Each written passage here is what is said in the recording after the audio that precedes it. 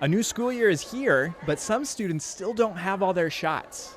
You can catch up during a wellness visit or sports physical. Back to school is a good time to think about making sure your kids are healthy.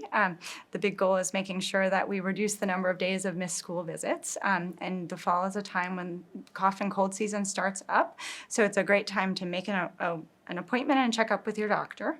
And we'll look through their immunizations, see what they're due for, make sure that their development is on track, make sure they're healthy physically and emotionally.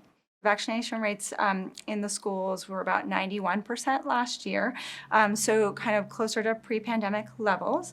However, we really have to remember that we actually need vaccination rates closer to 95% in order to prevent vaccine-preventable illnesses such as measles.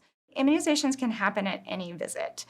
So even if a child has minor illness, if they have something like an ear infection or a cold, we can actually provide immunizations on those visits as well. And while COVID-19 and flu vaccines are not among the required shots, here's why they're a smart move. I think it's really important to make sure that your children get updated with their COVID and flu vaccines. I think it's important to remember that flu is a major source of hospitalizations for young kids. I think if a child hasn't received their primary COVID vaccine series, then it would be important to start that right away.